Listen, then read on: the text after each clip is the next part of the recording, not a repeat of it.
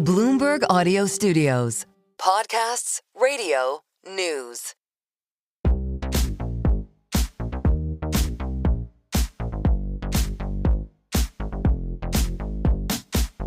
Welcome to Merryn Talks Your Money, the personal finance edition of Merryn Talks Money. In these bonus podcasts, we talk about the best strategies for making the most of your money. I'm Merryn Somerset Webb, Bloomberg UK Wealth Editor at Large. And with me, senior reporter and author of the Money Distilled newsletter, John Stepek, back from holiday for a change. Hi, John. Yes, I know. Back for once. Back for this week only. This man never stops going on mini breaks. Are you away next week too? Well, tell me, I haven't decided yet. Oh, okay. Fair enough. Right, listen, while you've been away, the questions from listeners, they just keep coming in. We've got a little bit of a backlog of questions and comments from our listeners that I think we really do want to get through because they're kind of interesting, I think. Yeah, I mean, the readers are a thoughtful bunch and I would expect nothing less from people with such excellent taste. I know, and what I particularly like about them is that mostly they agree with us, and that's a big positive. Remember, if you email us, we're likely to answer your question. If somehow there are hints in it that you're already on our side with most stuff, we're good with that. Right, the first one is exactly in that vein. It's from Jonathan.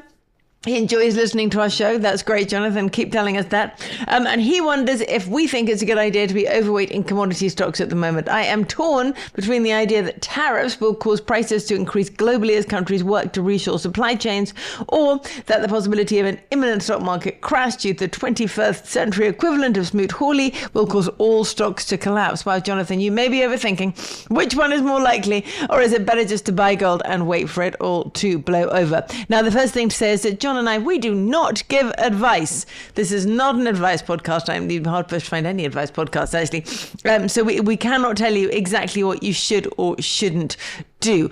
Obviously, we're keen on gold. We like everyone to have a little gold in their portfolio. This is the apocalypse hedge. And given that you never know when the apocalypse might come, you might as well have some. Otherwise, I think I would say, please go back and listen to our podcast with Ed Conway, which, while it's not necessarily about investment in commodities, it's a really good overview of what makes this market tick.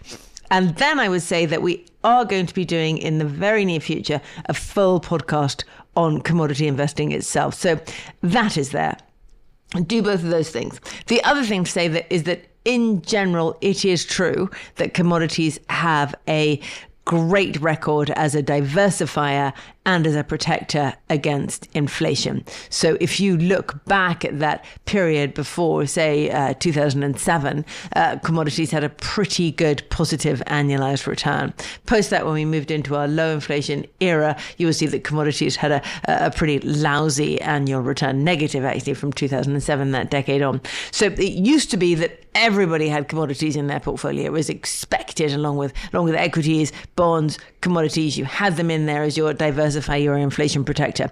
That idea has fallen away over the last 10, 15 years or so, largely thanks to the appalling return that you have got from commodities. We are now moving into a new era, so it is exactly the right question to ask. Should you now have commodities in your portfolio?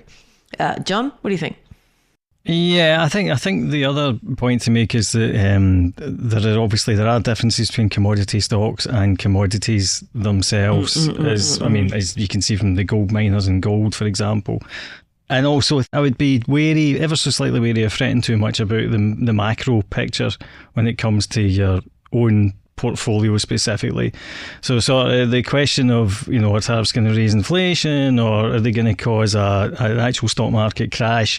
I mean, they might not actually do either of those things, and even if they do one or other of those things, you don't necessarily know how you should be positioned for betting on it. But I think that in the longer run, think these things through, and also if you are going to look at mining stocks, say, or energy stocks, then consider their valuations relative to their history, rather than is there going to be inflation or is there going to be a massive disinflationary crash. I think that's what I'm getting at. Focus on the stocks and the business rather than what's going to happen in the future.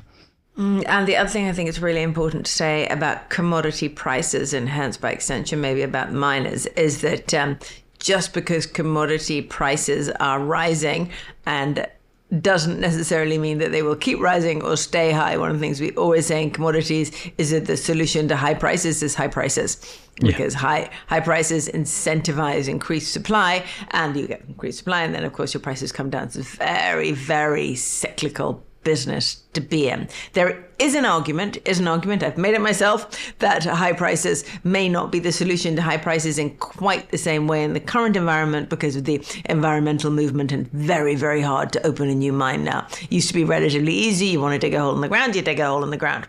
But these days you want to dig in the hole in the ground, you've got to ask an awful lot of people for permission first. So the amount of time it takes to get permission to open a new mine has moved from, maybe a few months, year or two, into many, many, many years. So it's not quite so easy to say high prices will incentivize supply and bring down high prices as it used to be. And also, of course, on the other side, you have rising demand for all sorts of metals and commodity products in a way that you didn't previously because of the energy transition. So basically, my point is there is so much going on in this sector that we're having a dedicated podcast to it, for it, and you will get that podcast relatively soon. So hang on for that. But as I say, well, maybe our answers aren't ideal. Great question, and the right question to be answering right now. Right. The next one is really easy, actually. And it's one that is asked quite a lot at the moment. Hi, Merryn. Just a thought. At the start of the Industrial Revolution, I wonder if people would have questioned the wisdom of investing in steam-powered machines, very expensive, dangerous, unreliable at the time. Assuming the world will have to change away from fossil fuels, and assuming again that the solution will be electricity from renewables coupled with hydro for storage and nuclear for baseload, is there a parallel here with the start of the Industrial Revolution? Will early adopters be in stronger positions later on? Now, I'd be really interested to hear John's answer to this in a minute, but my answer is no. No, I don't think so. This is completely different to the Industrial Revolution. The Industrial Revolution was more of a moving forward thing. It wasn't government mandated. It was market driven. No subsidies here, and no forcing of anyone into anything. Simply a natural progression of technology. Now, what we're doing here is completely the opposite. As we've said several times on this podcast, this is an example of something that we have never done before in history, moving from a very dense and efficient form of energy to a much less dense and less efficient form of energy. So there is no certainty that anything that we're doing right now is putting us on the right course with renewables and with the mix that we're using, etc. So my own guess, for what it's worth, is that the late adopters are more likely to be the winners than the early adopters. Let someone else spend the money to figure all this out, which is one of the reasons, by the way, that I think net zero, or a short time scale on net zero, might be something of a disaster. I suspect that's not the answer you expected. John, have you got a different one? Possibly a more popular one? You're right. We're kind of going back the way technology-wise, and now that might be, fine. You might think that that's what we have to do in order to save the planet, etc., etc. That's not the point. And the other thing is that renewables aren't like kind of oil or whatever, in that you're not sitting in a big chunk of wind the same way as you're sitting in a big chunk of oil that you can then flog to someone else. There's no kind of scarcity value there, all of that sort of stuff. We also keep talking about this in the sense that we will have enough energy to replace where we are at current levels, but what we really need is energy abundance. And so even if you could get to the point where we can generate all of the electricity that we need currently from renewables without the grid breaking down, etc., etc., etc., what you want to get to is a point where we actually don't need to worry at all about how we're generating electricity or the cost of it, because there's so much of it that we're going to have enough to do whatever we want to do. And we're probably not going to get there with renewables. Right, the one area I would say is, say you're living somewhere like a kind of village in a very deprived part of the world, like in the middle of kind of Africa somewhere, and you start creating grids from scratch as opposed to trying to adapt existing ones, and your standard of living is currently very low anyway. I can see how that could possibly be a more interesting area where the technology is being adapted, where you're kind of leapfrogging a certain thing, because perhaps if you started with decentralized grids, then solar in a very sunny country, then solar, for example, would be a much more feasible solution. So that's where I would find it more interesting to look on the basis of this question. But long story short, the answer is no. Yeah. Okay. Good. Well, we agree on no. Then I'd recommend going back and again listening to the podcast we did recently on nuclear, because I think Jake, one of our guests from Blue Energy, was incredibly compelling on this. He was very clear when he said, "Look, we've got to stop this hair shirt nonsense. What we really want here, the goal must be more energy, and we should be using more energy because that's where prosperity comes from. And we have to find a way to have more access to energy all the time, constant abundance, not to constantly be talking about how we need to restrict our use of energy." Yeah. And that's what I mean when I say, we can, this is what John just said. I'm repeating you, John, but you're so clever. I can repeat you, right? So when I say that maybe we are going down the wrong path with the mix that we're trying to find at the moment, it's a mix. And when we talk about it, we're talking about reducing our energy use, constraining our energy use. And in an ideal world, when we wanted to have better living standards, be richer, be more innovative, more active, we would be looking for somewhere to have more energy. Thank you, Mike, for getting in touch. Onwards. Wealth taxes. You asked listeners to contact you about wealth taxes that we had overlooked, and we thought we got a pretty good list, but there are always more. And this one isn't inflation the real wealth tax? And as I will immediately say that the answer to that is yes, and we have talked about this quite a lot, which is why we talk about capital gains tax, of course, as being a wealth tax, because in the end it's only taxing inflation, and inflation itself works like a wealth tax. So our questioner here, Jeff, elaborates: if ordinary working people get 10% higher wages and RPI rises 10%, then isn't your store of wealth, even in assets very hard to value, like private companies are worth 10% less? And by the way, debt divided by nominal GDP falls 10%. House prices become 10% more affordable. Traditionally, gold has been the most obvious way to hedge inflation, and gold coins are CGT free. So doesn't the surge in gold from $2,000 to $3,000 indicate inflation ahead? Gosh, there's lots of questions in here. If inflation hits 10% over the course of Labour government, how many Labour voters would complain? Quite a lot, I think. Surely poor Rachel's obvious choice is inflation. Now, again, we've talked about this a lot on the podcast over the last few years, because classic financial repression is exactly that, to make sure that inflation is higher than interest rates. So gradually the value of our public debt and private debt is eroded, but at no obvious cost to the government. But of course, the obvious cost is to individuals whose wealth and effective income falls. So the answer to that is yes. I mean, there are a few ways to deal with very, very high levels of debt. You can create a great GDP growth, so it becomes a smaller part of your GDP naturally. Hands up who sees that's happening over the next 4 or 5 years. Yeah, John has not put his hand up. You can do that. Or otherwise, you can find a way to default on it somehow. And you can have a real default where you simply say, do you know what, just not going to pay anymore. You can default on your promises. And this is what Russell Napier, one of our regular guests, talks about a lot. It is a kind of default if you default on your promises to your electorate, i.e. no more pensions, no more winter fuel payment, less welfare than you were expecting. Oh, no new roads, no new reservoirs, etc. That is a type of default. And the third and the easiest default is default via inflation. So you simply make the debt that you have to pay people back worth less. So is it the obvious way out for nearly all Western economies? Absolutely. Yeah, I mean, but I suppose the thing is, inflation does have to be higher than interest rates, though. And at the moment, that's actually not the case, which obviously does then beg the question, well, actually, what is the next step going to be, given that, I mean, right now, this very week, we are seeing an element of panic, or a very slow panic creeping into government bond markets across the world.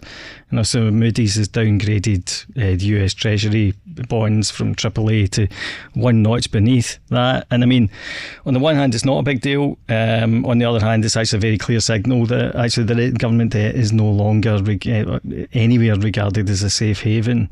And and the solution is potentially that they start printing money again to try and suppress long-term bond yields or something along those lines. But yeah, we'll have to see what happens. But I think that inflation is the way out, and that's what they'll go for. Brilliant question there from Jeff.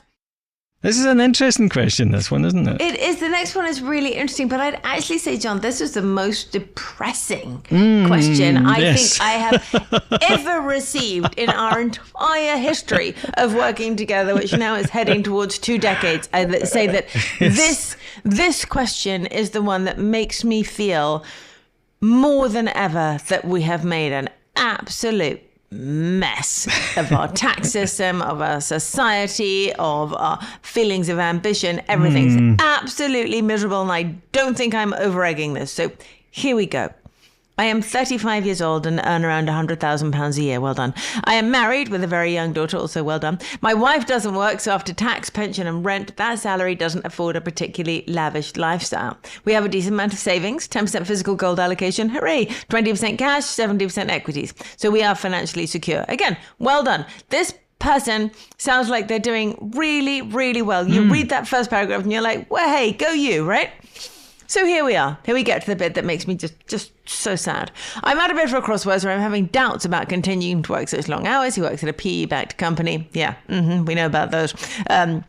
Listen to past podcasts on some of our feelings there. Anyway, on my current career trajectory, I would expect I could increase my earnings to maybe £150,000 after a few years. Not bad. But equally, I'm sure I don't have the right talent or abilities to get to the very top and earn the big bucks. Self-knowledge also. Well done. Alternatively, I am confident I could move to a new job, rest on my laurels, never leave past 5 p.m. and likely earn £60,000 or £70,000. Do you know what? There's a job in the public sector just waiting for this man. Sorry, onwards. My question is, with all this noise about the dreaded tax cliff at £100,000, and particularly with young kids, does it make more sense, financial sense, to just give up and coast? Everyone see why I'm feeling a little low here? Because the answer is probably yes. Isn't it, John? I'm not sure that the answer is yes. I mean... Isn't it? Are you sure?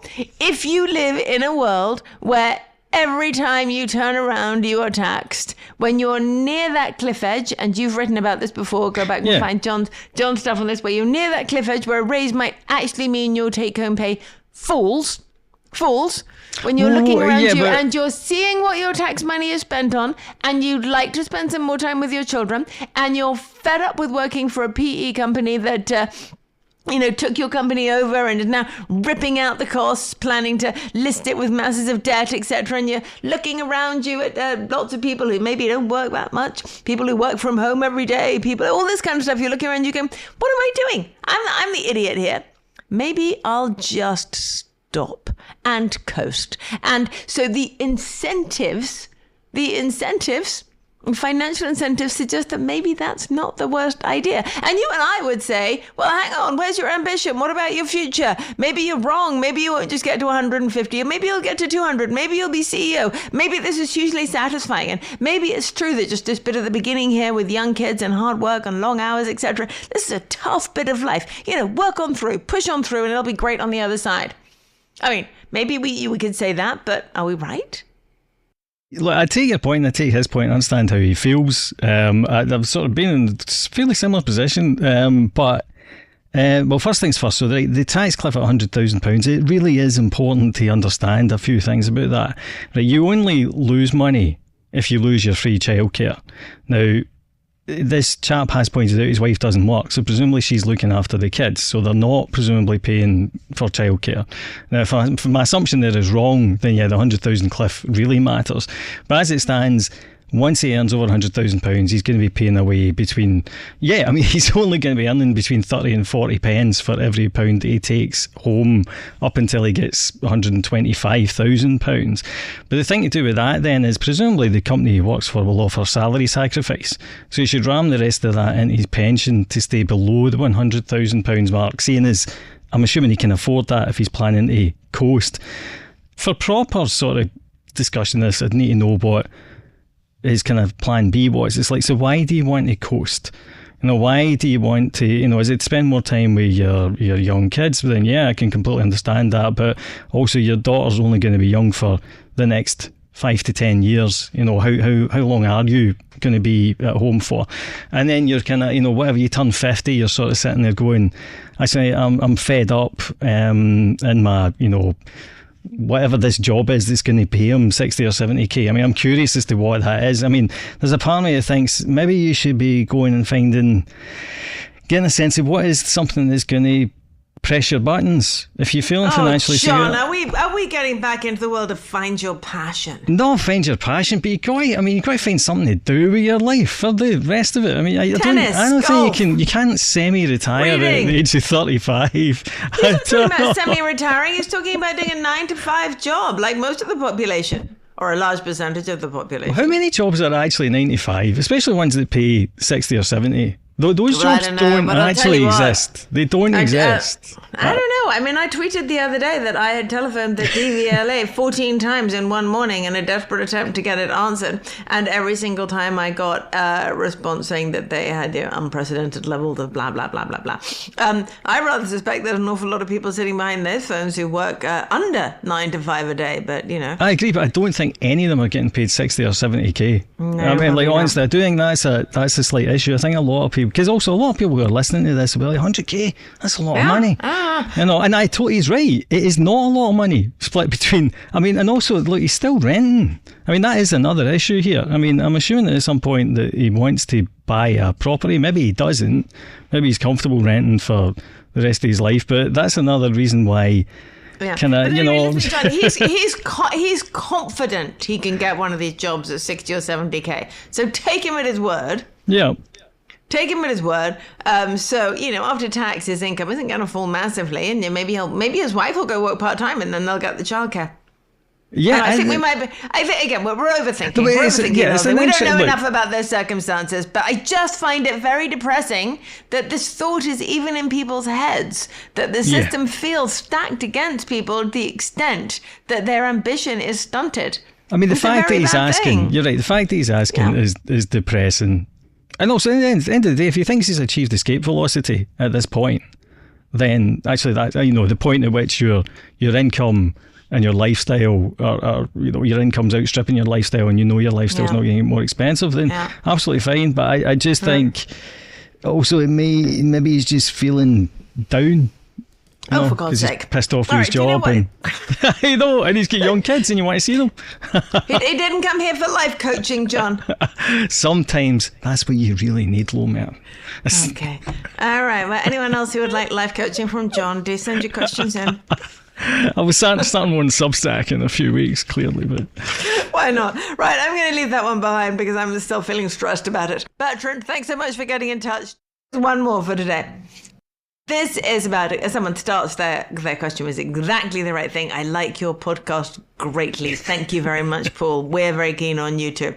And he particularly wishes that the government would listen to our podcast and others like yours. I don't know who has these other ones like ours. So don't listen to those, just listen to these. I hope Labour listened to your well-made anti-wealth tax arguments. You asked for other wealth taxes. You missed VAT on school fees, which is a notable one. I mean, that's interesting, actually, isn't it? Because there were numbers showing that far from the trickle of students having to leave the private sector for the state sector, there's so far around 13,000. That's an awful lot of new pupils that the taxpayer has to stump up for. VAT is effectively a wealth tax since wealthy people buy a lot of expensive things. I was pleased you mentioned the first year registration tax for expensive and polluting cars. Don't forget there's also the additional £500 a year road tax. I thought we mentioned that. Maybe we didn't. For the first 5 subsequent years, which is foolish and simply makes me not buy a new car. Fair enough. Stamp duty on expensive houses is ludicrous. Again, we have talked about that, and I put in my newsletter last week. I was looking at it and I was thinking about Americans buying houses in Edinburgh, which I'm not sure they are, by the way. And there are a lot of expensive houses for sale in Edinburgh at the moment. I looked up some of the most expensive, and then I looked up what it would cost in the Scottish equivalent of stamp duty to buy one of these houses if you already owned a home elsewhere. And on some of these expensive houses pushing the 5 million mark, the stamp alone is close to £1 million. That's surely unsellable. So why would you do this? Yeah. Who is going to hand £1 million over to the Scottish government in cash on the day of transfer purely to be able to buy a house in Scotland? Why would you do this? You could get yourself a golden visa in America. Well, you could get yourself an awful lot of stuff, John. Anyway, the loss of personal allowance between £100,000 and £120,000 is another foolish tax coming in before the 45% top tax rate of £150,000 disincentivises people to work more in order to avoid the tax through larger pension contributions. Well, that's what our last caller was saying. Exactly what the last guy was saying. And then there is the removal of the interest allowance for those on higher and top rates of tax. These are all wealth taxes. And he's right, there are. I mean, as I say, you can't go out of your front door without being taxed in the UK anymore. And the wealthy are taxed at every turn. I'm quite interesting. I don't know. We've been watching this whole business of people saying that the wealthy and the high income are taxed much less than they used to be, etc., etc. And you may have seen some of the charts doing the rounds showing that this is absolutely not true. In fact, the wealthy and the high income are significantly more highly taxed in the UK than I think they might ever have been. And the low income are taxed significantly less than they've been for some time. And the truth is that there used to be, well, we talk about these very high income tax rates there were at various points in the 70s and dividend taxes, etc., etc. But there were many, many more loopholes than there are now. So now when there are taxes announced, people actually pay it, whereas back in the day taxes were announced and people go, don't think I will. Yeah, and it was also very easier to hide. These days everything's digital.